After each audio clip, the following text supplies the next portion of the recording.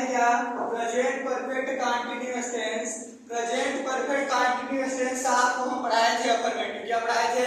Affirmative. Affirmative पढ़ाए, उसके बाद निगेटिव पढ़ाए। नंबर आता है इंट्रागेटिव का। किसका नंबर आता है? इंट्रागेटिव का। देखो बच्चों, इंट्रागेटिव किस होता है? प्रश्नवाचक। क्या होता है? प्रश्नवाचक। और सेंटेंस को कहते हैं वाक्य। प्रश्नवाचक वाक्य। जैसे आपको आ जाए वह 2 दिन से क्या कर रही है, तो ऐसा सेंटेंस आ जाए तो हम कैसे बनाएंगे? देखिए कहा क्या है हमारे बनाने के नियम में, यदि वाक्य के बीच में क्या, क्यों, कब, कहां, कैसे आदि शब्द आ जाए तो उसकी अंग्रेजी सबसे पहले लिखते हैं।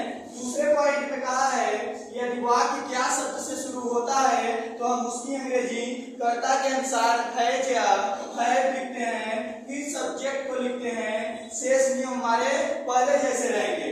फार्मूला क्या कहा है?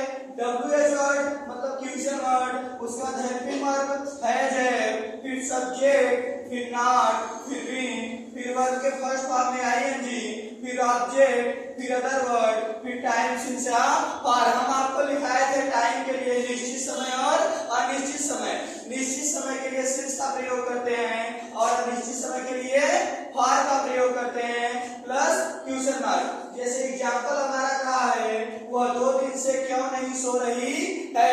देखिए ये क्या कहा, वह 2 दिन से क्यों नहीं सो रही है। वह क्या है? स्त्री है, क्योंकि सो रही है आया है स्त्री के लिए तो वह की अंग्रेजी क्या होगी? सी होगी। लेकिन हम उससे पहले देखेंगे कि हमारा यह इंट्रागेटिव सेंटेंस है तो क्यों शब्द बीच में आया। क्या आया है? क्यों शब्द। क्यों शब्द की अंग्रेजी हम WH वर्ड मान के वाई लिखेंगे। क्या लिखेंगे? वाई।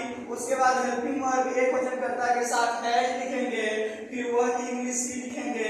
उसके बाद हमारा फार्मूला कहता है नॉट लगाएंगे, फिर बीन लगाएंगे। उसके बाद वर्ब है क्या? सोना। सोना को इंग्लिश बोलते हैं स्लीप। स्लीप में ING लगा देंगे, स्लीपिंग हो जाएगा। और 2 दिन क्या है? अनिश्चित समय है। अनिश्चित समय के लिए फॉर का प्रयोग करेंगे। उसके बाद 2 दिन के लिए